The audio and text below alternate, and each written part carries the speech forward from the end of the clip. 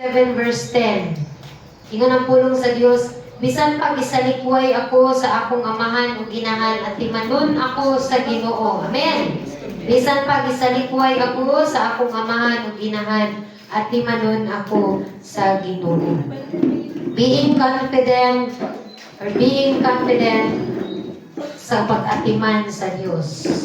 Being confident sa pag-atiman sa Diyos. Ingon si David, "Thou, my father and mother, forsake me.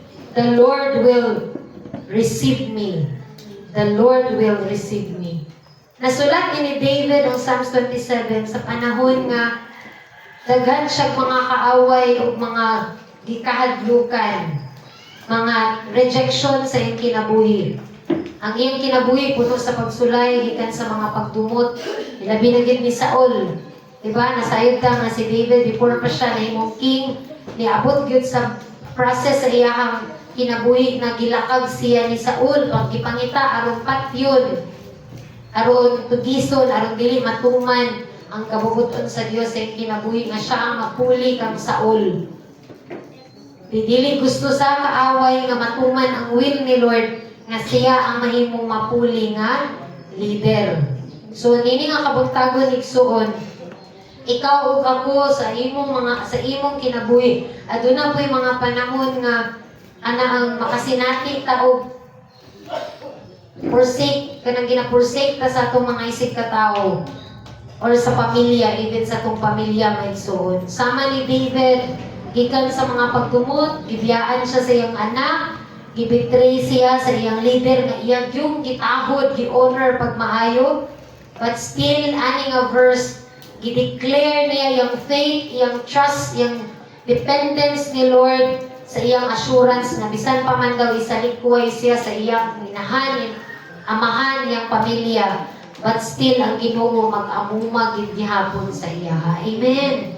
Kanabi taong mga panahon nga bisan ang tao mo reklamo na sa atoa.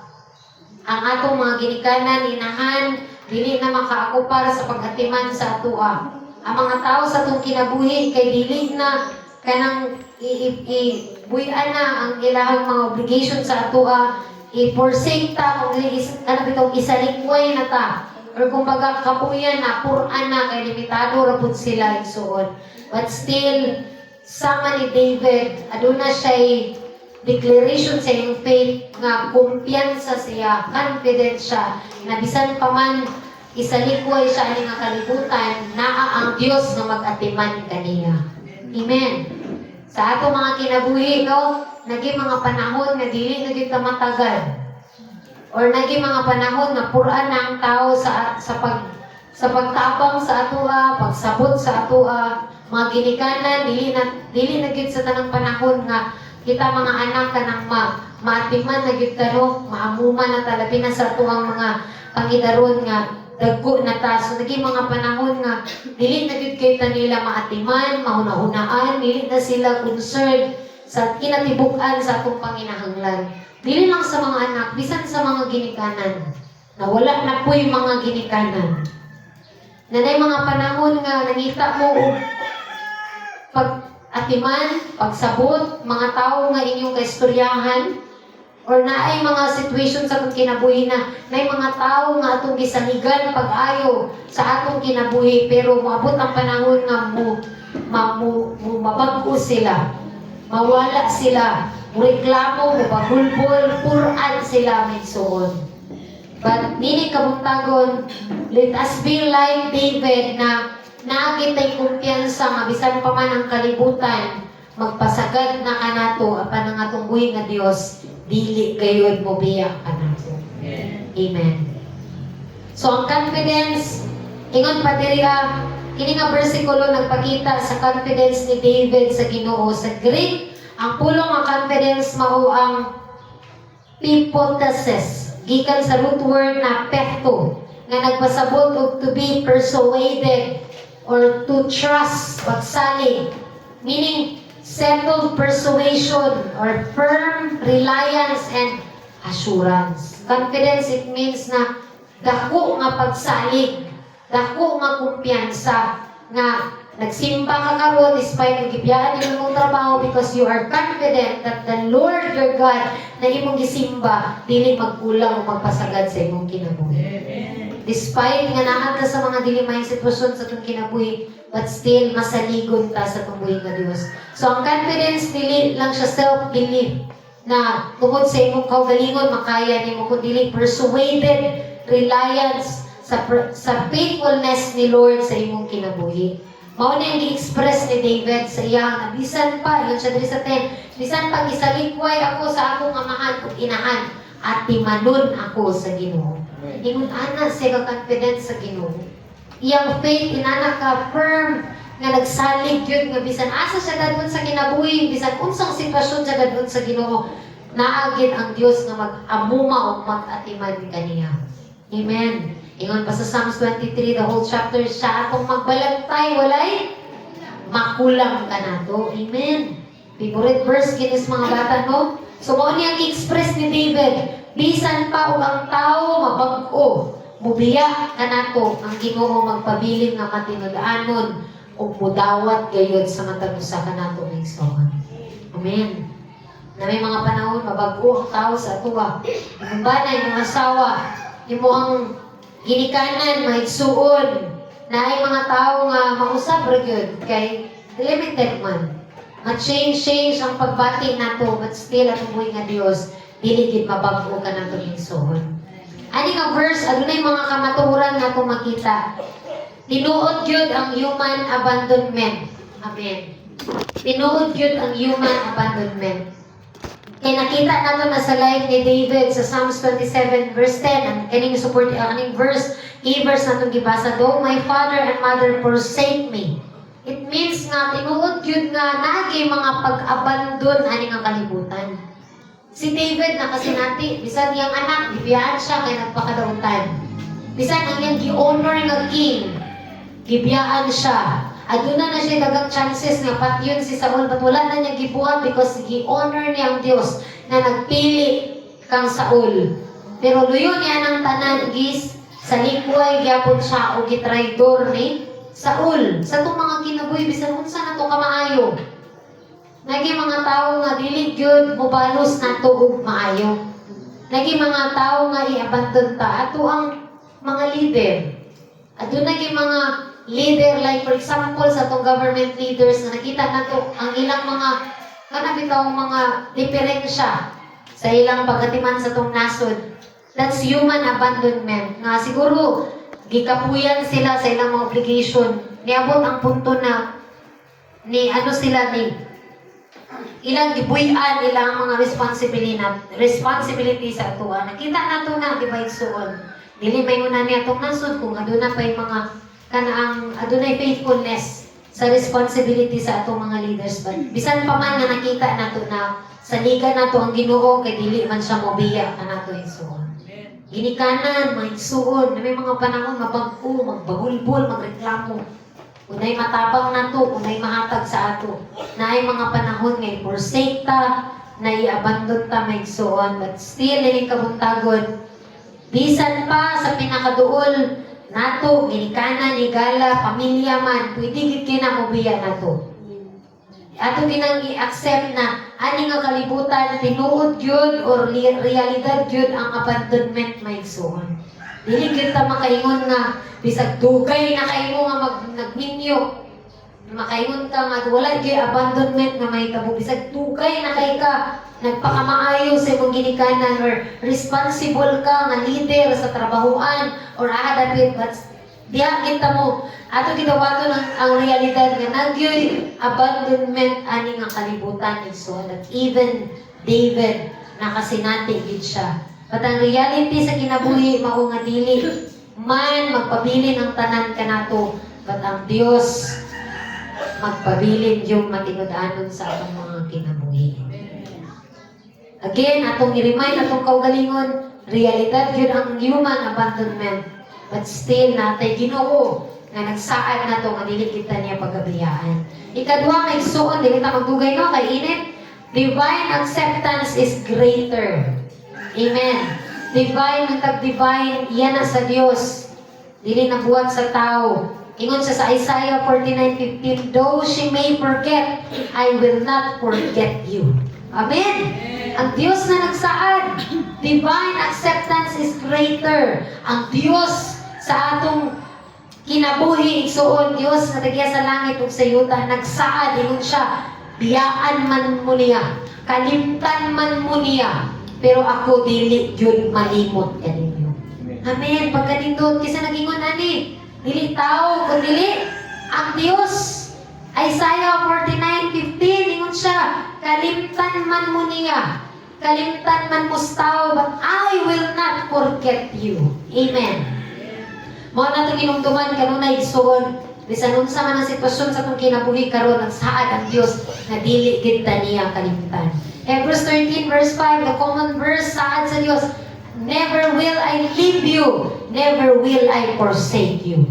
Amen. Dili gid ta kamo biyaan ni isalikway o kalimtan. Amen. Ang Ginoo dili gid mo biya, gid siya kaako may igsuon.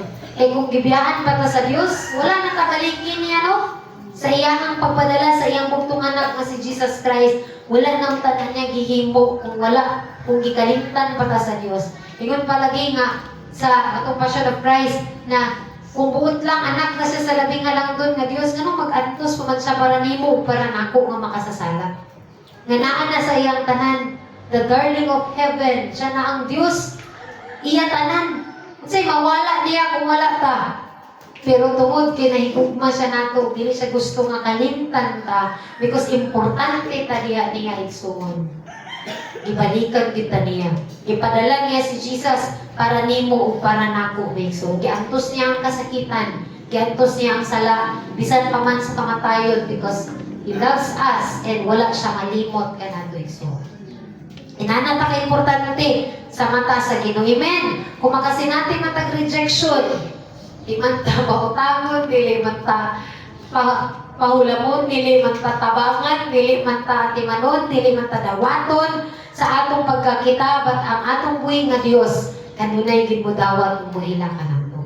Ani nga kalibutan, tamayon man ta, i-reject man ta because of our faith, but still ang Dios nagsaad na dili gid ta niya isalikway. Kung makasin natin taong rejection, remind yourself, ang Ginoo mao ang atong dalampanan ug magpabilin siyang matinud-anon igsuon. Last nga kamatuoran na kung makita ani number 3 is ang faith ni David. He is confident in God's care. Amen. Na bisan pa man sa tanan, kumpiyansa kay si David na timanon gid siya sa Dios. In sa 2 Corinthians 3 verse 4, such confidence we have through Christ before God. Amen. Dili tungod sa atong pagkamaayong laki, katungod sa atong matinud-anon nga Dios. Makasalig ta nga na kaniya. Philippians 1 verse 6, he who began a good work in you will carry it into completion. Amen. Igon pa nga kung saan gisugdan sa Dios kanato, iyagid ka ng pagkahumanon. Whatever nga iyang gisugdan sa itong kinabuhi, humanon gid na sa Ginoo. Dili siya mingon nga, ay napakyas magka how many times na, dili na ko padayon mahigugma nimo. Dili na ko padayon mamuhat sa imong kabaguhan. Dili na ko padayon mamuhat para sa imong kaayuhan o panalangin. But ang Dios nagsaad, tanan ngayang pagasugdan, mapakyas man ta, matumba man ta, humanon gid na niya igsuon sa mundo. Amen. Sa gingon niya in John 10:10, ni ani ako aron kamo makabaton sa kinabuhi madagayaon. And kana nga kinabuhi sun kung wala ka na nato fully na experience, humanon gid na nga saad sa Dios ug tumanon gid na niya sa tagsa-tagsa kanato. Amen. Ang Pentecost nga confidence mao ang assurance ng Ginoo magdawat ug mag-atiman. Mudawat ug moatiman. Dili arrogance, kundi settled persuasion nga ang Ginoo faithful sa atong kinabuhi. Dili siya mandiri nato. Siya lang ang Dios na dili mandiri nato, dili magulog-ulog, dili musaway nato, mo-condemn nato. Siya rin ang Dios na dili mamakak sa matag usa ka nato. Dili gid siya magsaad pagkahuman dili niya tumanon igsoon. Tanan nga gisaad sa Dios sa iyang pulong para nimo para nako, tumanon ug tumanon gid na sa Ginoo. Amen. Lahi ang atong Ginoo. Lahi siya sa tao. Dili siya sama sa tao igsoon.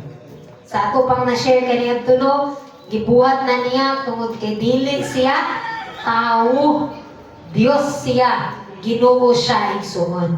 Ang atong identity ug security dili lang sa tao kundi dili sa Ginoo. Mao ni ang nakalami sa tao nga nay Ginoo. Amen.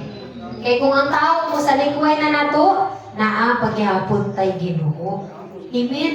Napagyapon ang Ginoo. Ang atong seguridad wala sa tao. Bisan palagi og mawala kas trabaho, mawad-an kas tanan. Basta naa lang ang Ginoo sa imong kinabuhi. Buhi gid kag madaugon igsoon. Amen. Luwas gid ka og siguro gid ka kanunay. Amen. Isalikway man ta, i-reject man ta ning kalibutan, we have faithful God na moamumag mo atiman gid kanato. Let us be like David na confident ta sa pagatiman sa tungkulin ng Dios. Isa na lang salmo nimong bugas diya. But have the faith and confidence that God cares for you. God cares for you, Igso. Ningon galing siya ni Bagat, atiman galing ako ng mga buwang tanong na pwede ugma mamatay na ikaw papakahang labaw pakagbili ni ining mga tanong. Amen! Labaw patagbili. Sabi sa nang sangbutang ni nga kalibutan, Igsoon. Kung atong i-differentiate or i-comparison, Igsoon, human care is limited, but God's care is unlimited. Human care, pwede mo biya, but God's care, dili gyud mo biya. In human care, ang gugma sa Dios, ang sa tao, conditional. Igugmaon lang tag maayo ta or nay atuang na hatag. But pag wala na, mabag-o na dahil sa atua. But si Lord, iyahang care ka na to is unconditional, my son. Maayo man ka, utan man ka karon, utan man ka uma, napakyas man ka, magpabiling yung maayo ang Ginoo because dilit man siya maayo. Tungod kay maayo ka, sadyang maayo siya. Bisan dilit ta maayo niya igsoon. Bisan pagdautan ka, di na matarog ang kamatuoran kung kinsa siya sa atong kinabuhi igsoon. And we are blessed ngayon na natong Dios. Amen. Kasi nakasinati sa kamaayo sa Dios bisan sa kong pagkadautan. Ako lang. Amen. Na makarealize tanong nga bisan pa sa kong kapakyasan, anong maayo gyapon ang Ginoo na buhi gyapon ta nakakaon, nakatrabaho na gyapon ta ni tanan because maayo siya nga Dios. Dili tungod kay maayo ta, patungod kay maayo siya. Ingon ana siya mong ginahiyas niya igsoon. In human care, temporary lang, but in God's care, eternal, my son. Naman ta sa mabot ta sa kamatayon hangtod sa atong pagkawala aning kalibutan, eternal ang pagatiman sa Dios sa atong mga kinabuhi. Amen. As I end, no? Let us be like David, be confident of God's care sa imong kinabuhi. I-reject man kanyang kalibutan na, mausap, magkulang man imong mamagpapa, may igsuon, imong mga ginikanin imong ba na asawa na may limitasyon, kakulangon, or bisan kinsa man sa atong mga kinabuhi, sa atong komunidad igsuon, magkulang man ang tanan, but still atong Ginoo, dili gyud magkulang tanan po. Ato ang leader, atong president, mapakyas man siya, magbinuang man siya, or magkulang man siya sa pag-atiman nato, isip mga katauhan, ngayon gisaaran ngayang atiman nun igsoon. But be reminded na ang atong buhay nga Diyos, dili gyud magpasagad sa matag usahan nato. Napatay Ginoo, amen. Wala meron tao, wala na gyud na anak ko. Wala na gyud ko. At dinig kabuntagon, remind yourself na apa kay Ginoo. Amen. Naapa si Lord nimo. As I end, my soul, ng Psalms 27:10, naging mo nagatudlo na confidence in God's care is unshakable, mga igsoon. Dili kita makamahay sa mga isig katao because nasayod man ta na limited lang atong ginikanan, mga tao, kapari sa kinabuhi. Limited lang gid sila. But natay Ginoo nga unlimited igsoon. Bisan pa ang tao, mubiya na to ang Ginoo magpabiling faithful. Mudawat ka na to bisan kinsa ka igsoon. Apan dili lang ka na, ang Biblia naghahatag pagirog assurance nga bisan unfaithful ang tao, ang Dios magpabilin nga matinud-anon sa iyang saad. Ngari ka na to. Ang mga saad sa Diyos in 2 Timothy 2:13, if we are faithless, He remains faithful, for He cannot disown Himself. Amen. Bisan mawala na tag faith. Bisan mawala na tag paglaom. But magpabiling faithful ang atong Diyos because di niya kaya limdan niyang kaugalingon nga nahigugma siya diyan nimo ug kanimo. May tani mga panahon nga naay balatian. Moingon gigus Ginoo ani nga verse 2 Timothy. If I am faithless, Lord, you remain faithful because you cannot deny yourself nga nahigugma ka kanako. Lord, nasakit ko Ginoo. I know that you will never forsake me because dili gid ka mamakak, Lord. Dili gid nimo kaya limbungan imong kaugalingon Ginoo nga nahigugma ka kanako. Dili gid ko nimo kaya tison, Father God. Sa mga panahon bitaw sa Pastor Isay sige gingon tabahangi ko siya kanang sunod-sunod na kinang problema gikan sa iyang atis kang jungjong hangtod na lang pud kang nining tag 100 ang ilang bayronon dili sayon. Matay kasi keep trusting God because dili gid ta kaya tiison sa Ginoo. Moro gid na akong kanunay giyuptan sa akong kinabuhi na Lord bisan pa man sa mga balatian nga moabot pa sa unahan pagsulay nga moabot pa sa unahan Lord kabalo gid ko Ginoo na faithful ka sa imong pulong na dili gid ka kaya ma-deny sa imong kaugalingon. You cannot disown yourself o God nga nahigugma gid ka kanamo ug dili gid nimo kaya tiison. Kung kaya patanitiso, nasa panirihatag si Jesus. Di ba? Anong kaya man niya tiison si Jesus? Gitiis niya si Jesus, pero kita wala niya tiisa. Niabot sa point sa life ni Jesus, ingon siyang amahan. Kumahimo, ilikay lang ang kupa. Kaya nakita sa God the Father ang weakness ni Jesus. Nakita niya ang kasakitan nga pwede ako bangon, but ningon ba siya, sige na, di ka na ako kaya tiison. Mas di kaya pa na ako silang tiison kaysa nimo, but dili mo na ang gibuhat sa Dios.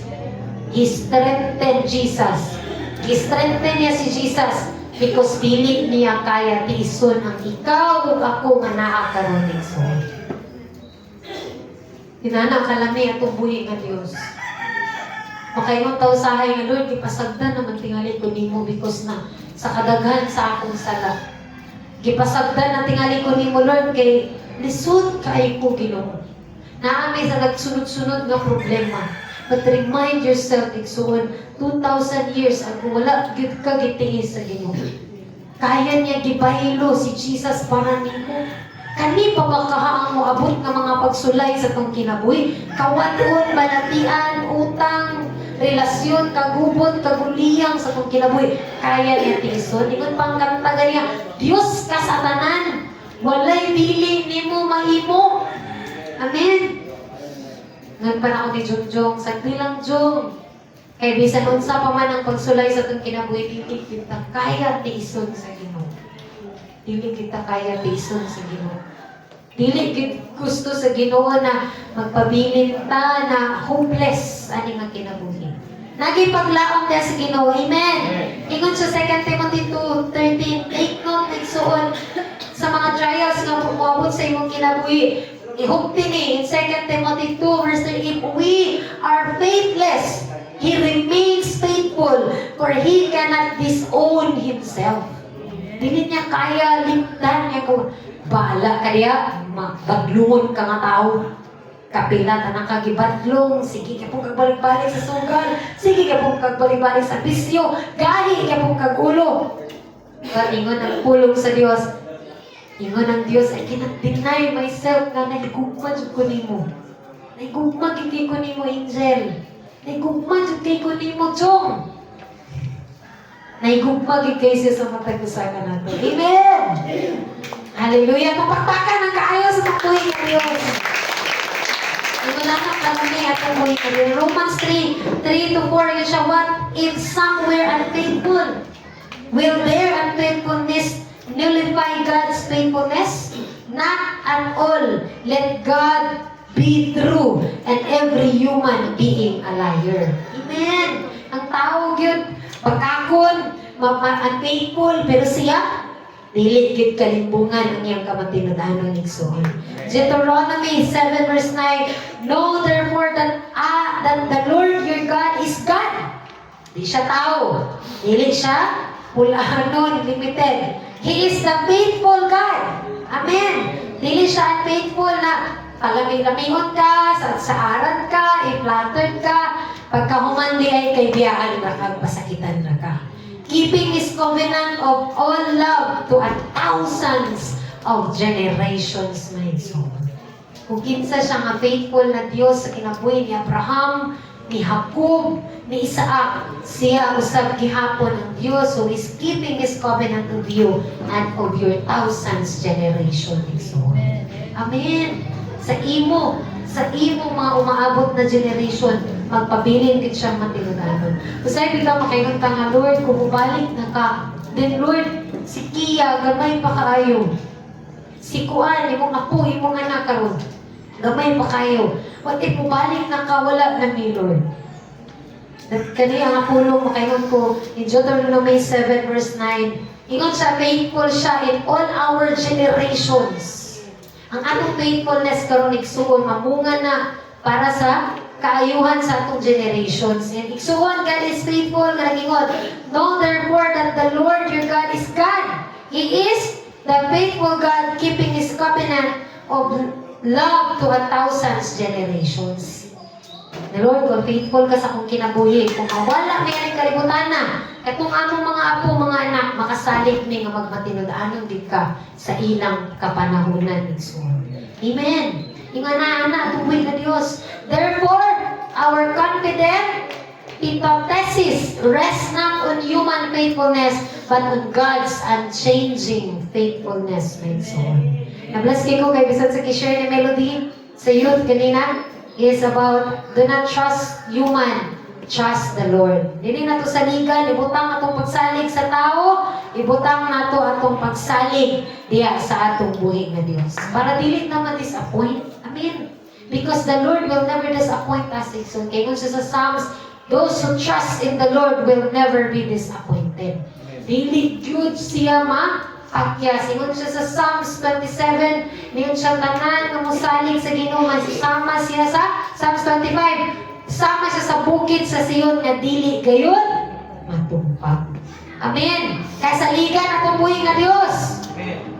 Kaya ingon, dili ta ma-disappoint may suon. Di nato ibutang atong pagsalig sa ginikanan nato, sa atong may suon. Di nato ibutang atong pagsalig fully sa atong kinabuhi, sa atong mga silingan, sa atong leader. Ibutang nato ang atong pagsalig, i-place nato diha sa atong buhi nga Dios.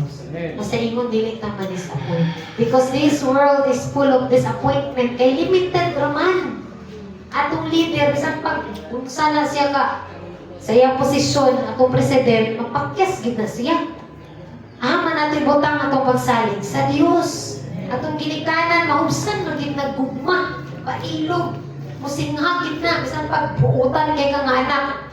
Waabot kay panahon nga mapulan gid na kay limited raman. Amen. Imong bana, imong asawa, imong boss, imong kinsa man na dira, mausab ra ginayson. But this morning, kini nga pulong reminds us na ibutang nato atong hingpit na pagsalig sa atong buhi nga Dios. Nasa ingon dili ta ma-disappoint ug makasalig ta nga dili gid kita niya biyan. Ingon si David, biyaan man ko sa kong mama o sa kong papa at imanon ko sa Ginoo. Amen. Ingon ana siya ka confident sa pag-declare sa iyang pagtuo sa Dios. What if di siya atimanon? Pero confident siya nga i-declare niya, yun siya, bisan pag isalikway ako sa akong amahan o tinahan, yaman yung isulti at tubangan sa mga kaaway, at imanon ako sa Ginoo. Ingon na ang tatong faith sa atong buhi nga Dios may soul. Kung ang tao mo biya o may mga faithful, ang Ginoo magpabilin na faithful, confident in His care sa matag-usapan nato. But this is a matter of our faith, my soul. Bisan pag faithful si Lord, kung dili nimo i-declare mong faith that He will kanang atiman sa imuha, dili gid gihapon na may tabo sa imong kinabuhi. Amen. Walay lain makapahimot sa Ginoo, gawas lang gayon sa pagtuo. And let us be faithful or kanabang matinuuhon sa saad sa Dios na iyagid kitang pag-aatiman ng igsoon. Amen. Atong pagpakan ang kaayo sa atong buhi ng Dios. Hallelujah, ang tabong-tabong. Before ta mag-ato sa atong Lord's Supper, magampot ta